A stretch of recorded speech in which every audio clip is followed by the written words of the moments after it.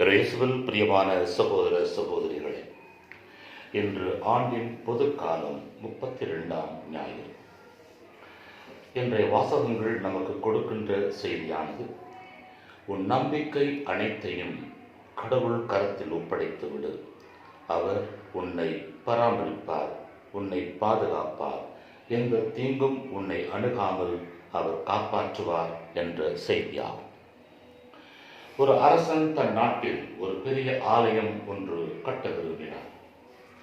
அதற்காக அவன் யாரிடமும் பணம் வாங்கக்கூடாது, தன் சொந்த காசில் மட்டுமே அந்த ஆலயம் கட்டப்பட வேண்டும் என்று விருப்பம் கொண்டிருந்தான்.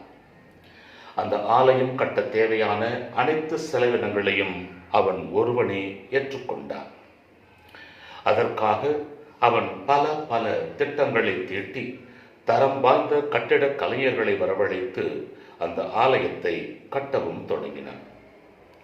மிகச் சிறப்பாக அந்த ஆலயம் அமைந்தது. அதன் திறப்பு விழாவினை மிக சிறப்பாக கொண்டாட திட்டமிட்டான் அந்த அரசன். இந்த வேலை அனைத்தும் யாருடைய உதவியும் இல்லாமல் நான் ஒருவனே என்னால் மாத்திரமே நான் கட்டி முடித்தேன் என்று சொல்லி அன்று இரவு அவன் உறங்கப் போனான். அவ்வாறு அவன் உறங்கிக் கொண்டிருந்த பொழுது அவன் ஒரு கனவு காண்கிறான். அந்த கனவினில், நீ மட்டும்தான் இந்த ஆலயம் கட்ட உதவினாய் என்று நினைக்காதே, அதிலே எத்தனையோ பேருடைய உழைப்பும் இருக்கிறது. நீ பணம் கொடுத்திருக்கலாம், ஆனால் அவர்கள் இல்லாமல் இந்த ஆலயம் கட்ட முடிந்திருக்காது. அது மட்டுமல்ல, அதிலே ஒரு ஏழை விதவையின் உதவியும் இருக்கிறது என்றார் கடவுள். என்னது? ஏழை விதவை உதவி செய்தாரா? எப்போது உதவி செய்தார் என்று அவன் கனவிலே கேட்கிறான். இந்த விதவை தாய் தன்னிடம் பணமில்லை என்றாலும் அங்கே வேலை பார்க்கின்ற மக்கள் தாகத்தோடு வரும்போது அவர்களுக்கு தண்ணீர் கொடுத்து உதவி இருக்கின்றார். ஏன், நீர் கூட ஒரு நாள் தாகமாய் இருந்தபோது உனக்கும் அவர் உன் தாகத்திற்கு தண்ணீர் கொடுத்து உதவி இருக்கிறார், உன் தாகத்தை தணித்திருக்கிறார். இது உனக்கு தெரியுமா? ஆக இந்த கட்டிடம் கட்டி முடிக்க நீ மட்டும் காரணம் என்று நினைக்காதே என்ற போது அவனுடைய கனவு கலைந்தது. அன்பிற்குரியவர்களே, நம்மிடம் எவ்வளவுதான் பணம் இருந்தாலும் ஒரு செயலை செய்தாலும் அதில் பல ஏழைகளின் பங்களிப்பும் உண்டு என்பதை மறந்துவிடக்கூடாது. இன்றைய வாசகங்கள் கொடுக்கின்ற செய்தி என்னவென்றால், எப்போது நாம் நம்மையே கடவுள் முன் சரணடைந்து தாழ்ந்த மனத்தோடும் தாராள மனத்தோடும் அடுத்தவர்களுக்கு அன்பினாலும் தியாகத்தினாலும் உதவிகள் செய்கின்றோமோ, அப்போது இறைவன் நம் ஒவ்வொருவரையும் நிறைவாக ஆசீர்வதிப்பார் என்பதாகும். இன்றைய முதல் வாசகமானது அரசர்கள் முதல் நூலிலிருந்து எடுக்கப்பட்ட பகுதியாகும். அதிகாரம் 17, வசனங்கள் 10 முதல் 16. இறைவாக்கினர் எலியா காலத்தில் அந்த பகுதி எங்கும் பஞ்சம் தலைவிரித்து ஆடுகின்றது. உணவுப் பொருள் பற்றாக்குறை, அதை வாங்க பணமில்லாமல் மக்கள் தவிக்கின்றார்கள். அப்போது சாரிபாத் நகருக்கு போகுமாறு இறைவன் எலியாவுக்கு கட்டளை பிறப்பிக்கின்றார். அங்கே ஒரு விதவை தாயும் அவரின் மகனும் கஷ்டப்பட்டு கொண்டு வாழ்ந்து கொண்டிருக்கின்றார்கள். சில வருடங்களுக்கு முன்னால் ஒரு செய்தி ஒன்று படித்தேன். வறுமையின் காரணமாக ஒரு தாய் தன் குழந்தையை கிணற்றில் தள்ளி கொன்றுவிட்டு தானும் தற்கொலை செய்து கொண்டாள் என்று. இது ஒன்று மட்டுமல்ல, ஏன் இன்றும் கூட இதுபோன்ற செய்திகள் அவ்வப்போது வந்து கொண்டுதான் இருக்கின்றது. வறுமையின் காரணமாக குடும்பம் முழுவதுமாக விஷங்கள் அருந்தி மடிந்து போவது, அல்லது பிள்ளைகளை கொன்றுவிட்டு பெற்றோர்கள் தற்கொலை செய்து கொள்வது என்பது இன்றும் பல இடங்களில் நடந்து கொண்டுதான் இருக்கின்றது. அதுபோல ஒரு நிலைமைதான் அந்த விதவை பெண்ணுக்கும் அவளின் மகனுக்கும். அதாவது வறுமை, எதுவும் கிடைக்காத ஒரு சூழ்நிலை, இருப்பதை உண்டுவிட்டு வடிந்து போகும் என்ற ஒரு நிலையில் தான் அந்த தாயும் மகனும் வாழ்ந்து கொண்டிருக்கிறார்கள். இந்த வேளையில் இறைவாக்கினர் எலியாவை கடவுள் சாரிவாத்தில் உள்ள அந்த புறநிலத்து விதவை பெண்ணிடம் அனுப்புகிறார். யூத மக்களிடம் அனுப்பவில்லை, மாறாக புறநிலத்து விதவை பெண்ணிடம் அனுப்புவதை நாம் பார்க்கிறோம். அப்போது அவர் கேட்கிறார், எனக்கு குடிப்பதற்கு தண்ணீர் கொண்டு வருவாயா என்று கேட்கிறார். அவ்வாறு கேட்ட பொழுது அந்த பெண் அதை கொண்டு வர போகிறார். அவர் போகையிலே மீண்டும் அவரை அழைத்து, எனக்கு கொஞ்சம் அப்பமும் கொண்டு வா என்று கேட்பதை நாம் பார்க்கலாம்.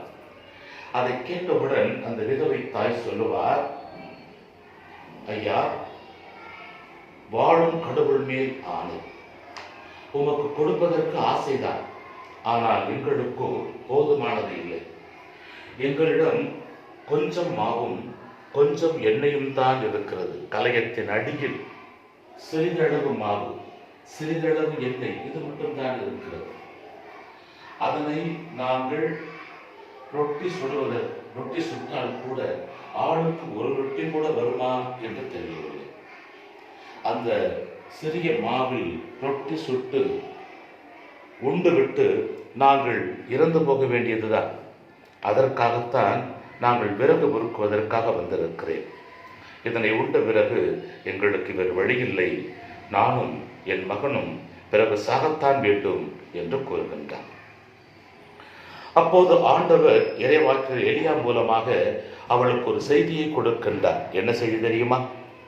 அஞ்சாதே, நீ போய் சொன்னபடி செய்து முதலில் எனக்கு கொண்டு வா, அதன் பின் நீங்கள் சாப்பிடலாம் என்று கூறுகின்றார். ஒரு சாதாரண நிலையில் இருந்திருந்தால் நாம் கேட்டிருப்போம், ஏயா, நீ கடவுளுடைய மகன், கடவுளால் அனுப்பப்பட்டவர், எங்களுடைய நிலைமை இதுதான் என்று நான் உங்களுக்கு சொல்லிவிட்டேன், இப்போது கூட நீ முதலில் எனக்கு கொண்டு வா என்று கூறுகின்றீரே என்று கேட்டிருக்கலாம். ஆனால் அவள் அவ்வாறு கேட்கவில்லை. அவர் சொன்ன பிரகாரம் அவருக்கு அந்த இருக்கின்ற மாவிலிருந்து ஒரு ரொட்டியை சுட்டுக் கொண்டு வருவதற்காக போகின்ற வேளையை அவர் சொல்லுவார், கவலைப்படாதே அம்மா, இந்த பஞ்சம் தீரும் வரை உன்னிடம் இருக்கும் மாவும் குறையாது, அந்த கலயத்தில் உள்ள எண்ணெயும் குறையாது என்று ஆசீர்வதிப்பதை நாம் பார்க்கலாம். இந்த விதவை பெண், அந்நிய பெண், இறைவாக்கினர் எலியாவின் வார்த்தையை முழுமையாக நம்புவதை நாம் பார்க்கிறோம். அந்த கடவுள் மீது நம்பிக்கை வைத்து செயல்படுகின்றார். இறைவாக்கினர் சொன்னது போல அங்கே நடக்கிறது. ஆம், இறைவன் அவரின் இந்த பகிர்வுக்கு கொடுத்த ஆசீர்வாதமே குறையாத உணவுப் பொருட்கள். அந்த பஞ்சம் தீருகின்ற வரையிலும் அந்த கலயத்தில் இருந்த மாவும் குறையவில்லை, எண்ணெயும் குறையவில்லை. அவர்கள் மாண்டு போகவும் கிடையாது. அவர்களுக்கு தேவையான உணவை கொடுக்கின்ற அட்சய பாத்திரமாக அது இருந்ததை நாம் பார்க்கின்றோம். இன்று இரண்டாம் வாசகமானது தொடர்ச்சியாக பார்த்துக் கொண்டிருக்கிறோம். யூத மதத்திலிருந்து கிறிஸ்தவர்களாக மாறிய யூதர்கள், யூத மதத்தில் அவர்களுக்கு கிடைத்த சில காரியங்கள் கிறிஸ்தவ மதத்தில் கிடைக்கவில்லை. கோவில் அதிகாரிகள் கிறிஸ்துவை ஏற்றுக்கொண்டதற்காக அவர்களை ஆலயத்திற்கு கூட அனுமதிக்கவில்லை. அவர்களை தேற்ற தைரியம் கொடுக்க பவுலடியார் கூறுகின்றார், உயிர்த்த இயேசு வெறும் ஆலயத்தில் மட்டும் வாழவில்லை, அவர் மக்கள் மத்தியிலும் வாழ்ந்து கொண்டிருக்கிறார். யூத குருக்கள் தாங்கள் ஆலயத்தில் பலி ஒப்புக் கொடுக்கவோ விலங்குகளின் இரத்தத்தோடு செல்வார்கள். ஆனால் இயேசு தன்னையே பலியாக்கி தன்னுடைய இரத்தம் சிந்தி நம் அனைவரையும் விட்டிருக்கின்றார். அவரை போல நாமும் யாரையும் ஒதுக்காமல் வெறுக்காமல் அவர்களை ஏற்றுக்கொள்ள வேண்டும், பிறருக்காக வாழ வேண்டும் என்ற செய்தியினை கொடுப்பதைத்தான் நாம் பார்க்கின்றோம். இன்றைய நற்செய்தியின் பின்னணியானது மார்க்கு நற்செய்தியாளர் நூலிலிருந்து எடுக்கப்பட்டிருக்கிறது. 11ஆம் அதிகாரத்திலிருந்து இந்த வாசகம் 11ஆம் அதிகாரத்திலிருந்து பார்த்தோம் என்றால், அவர் கடவுளின் விருப்பத்திற்கு எதிராக செயல்பட்ட ஒவ்வொருவரையும் அவர் கண்டிக்கின்றார். அவர் பாரபட்சம் பார்க்காமல் தவறு செய்கின்றவர்களை துணிவோடு தனியாகவும் மக்கள் முன்னிலையிலும் கண்டிப்பதை நாம் பார்த்திருக்கின்றோம். ஆலய அதிகாரிகளை கண்டிக்கின்றார் அவர்கள் தவறு செய்கின்ற போது.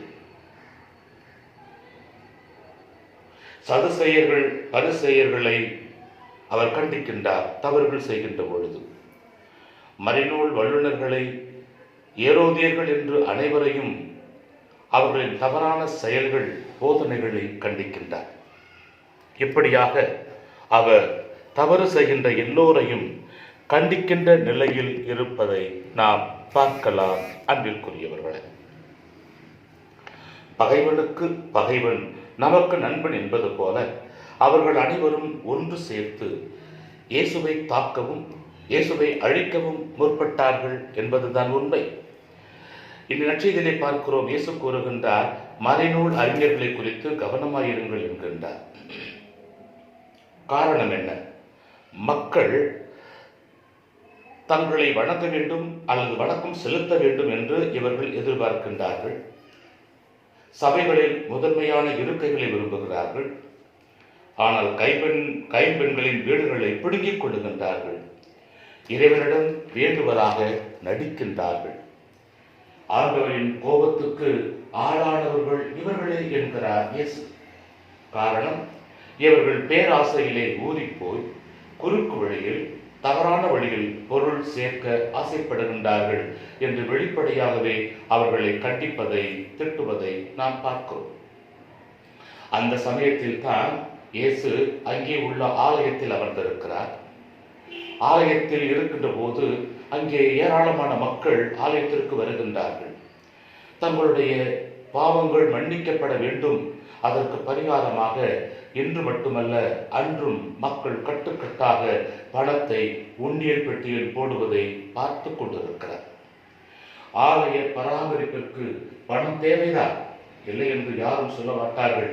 ஆனால் அதனை நேர்மையான முறையில் நாம் பெற வேண்டும் என்பதுதான் உண்மை. பாவம் பல செய்து அந்த பாவங்கள் மன்னிக்கப்பட வேண்டும் என்பதற்காக தாங்கள் கொள்ளையடித்த பணத்திலிருந்து கட்டுக்கட்டாக பல்வேறு ஆலயங்களிலே கொட்டி போட்டு வருவதை நாம் கேட்டுக்கொண்டிருக்கிறோம், பார்த்து கொண்டுதான் இருக்கிறோம். இந்து ஆலயங்களாக இருக்கலாம், பள்ளிவாசல்களாக இருக்கலாம், நம்முடைய சர்ச் ஆலயங்களாக இருக்கலாம். இப்படி எல்லா நிலைகளிலுமே இதுபோன்று தவறுகள் செய்தவர்கள் அந்த தவறுகள் மன்னிக்கப்பட வேண்டும் என்பதற்காக பணங்களை கொட்டுவதை நாம் பார்த்து கொண்டுதான் இருக்கிறோம். மனிதர்கள் உணவிற்கு வழியில்லாமல், குழந்தைகள் பாலுக்கு வழியில்லாமல் இருக்கும்போது நாம் அவர்களை பராமரிக்காமல் ஆலயத்தில் கட்டுக்கட்டாக பணத்தை கொட்டுவதால் என்ன பயன் என்கிறார் இயேசு.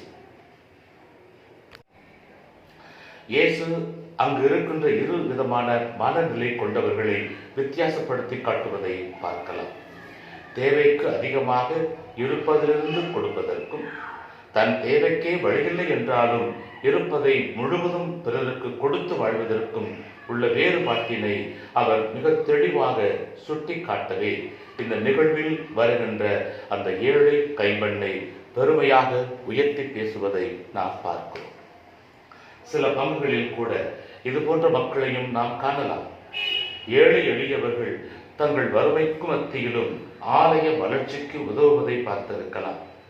இதனால் வசதியுள்ளவர்களை தவறு என்று சொல்வது கிடையாது, தவறானவர்கள் சொல்வது கிடையாது. அது அவர்களின் மனநிலையை நமக்கு வெளிப்படுத்துகிறது. அதனைத்தான் இயேசு ஒப்பிட்டு பார்க்கிறார். ஏழைகள் தங்கள் நம்பிக்கை முழுவதையும் இறைவன் மேல் வைத்துவிட்டு அவர் எங்களை வழிநடத்துவார் என்று இருப்பதையே இந்த வாசகங்கள் நமக்கு சுட்டி காட்டுகிறது. அந்த முதல் வாசகத்திலும் நற்செய்தி வாசகத்திலும் வருகின்ற அந்த முக்கியமான கதாபாத்திரம் ஏழை விதவை பெண்மணி. இரண்டு பேருமே விதவை. ஒரு விதவை தன் மகனோடு வாழ்ந்து கொண்டிருக்கிறார். வேறு வழியில்லாத நிலையிலும் கடவுளுக்காக, கடவுளுடைய அடியாருக்கு உதவி செய்ய முன்வருகின்றார். இறைவன் அவரை ஆசீர்வதிக்கின்றார். இதோ இந்த விதவை தாய் நற்செய்தியிலே தன்னிடமிருந்த எல்லா செப்பு காசுகளையும் அந்த உண்ணியலில் போட்டுவிட்டு மன நிறைவோடு மன மகிழ்வோடு திரும்பிச் செல்வதை பார்க்கிறோம். அதைத்தான் ஆண்டவர் உற்று நோக்குகிறார். அதைத்தான் அங்கே வெளிப்படுத்துகிறார். இங்கே உண்டியலில் பணம் போட்ட எல்லாரிலும் மிகுதியாக போட்டு சென்றவள் இவள்தான் என்று சொல்வதற்கு காரணம், இவள் தன் தேவைக்கு தேவைக்காக வைத்திருந்த அனைத்தையுமே போட்டுவிட்டு இறைவன் என்னை வழிநடத்துவார், என்னை பராமரிப்பார், என்னை பாதுகாப்பார், எனக்கு தேவையான உணவை கொடுப்பார் என்ற நம்பிக்கையில் வாழ்வதுதான். இப்பேற்பட்ட நம்பிக்கை உள்ளவர்களாக நாம் இருக்கிறோமா? பாவங்கள் தீர்வதற்காக கட்டுக்கட்டாய் ஆலயங்களில் கொட்டுகின்றவர்களா நாம்?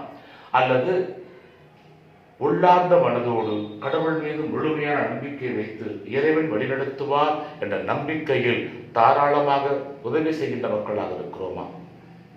ஆலயமாக இருந்தாலும் ஏழை எளிய மக்களுக்காக இருந்தாலும் நாம் எப்பொழுது தாராள மனத்தோடு உதவிகள் செய்ய நினைக்கிறோமோ அப்போது இறைவன் நம்மையும் பார்த்து பெருமையாக பேசுவார் என்பதுதான் உண்மை.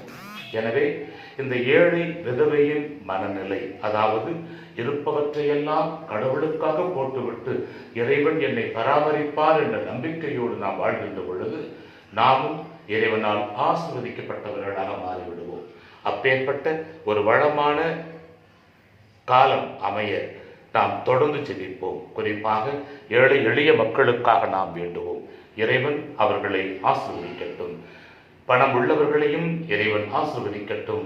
அவர்கள் மனநிலையானது ஏழை எளியவர்கள் மீதும் தன்னை சார்ந்திருப்பவர்கள் மீதும் அக்கறை காட்டுவதாக அமையக்கூடிய ஒரு வாழ்வாக அமைய நாம் ஜெபிப்போம். அன்பு சகோதரர்களே, இந்த வாரத்தில் உங்களுக்காக நான் தொடர்ந்து ஜெபித்துக் கொண்டிருக்கின்றேன். இறைவன் உங்களை ஆசீர்வதிக்கட்டும்.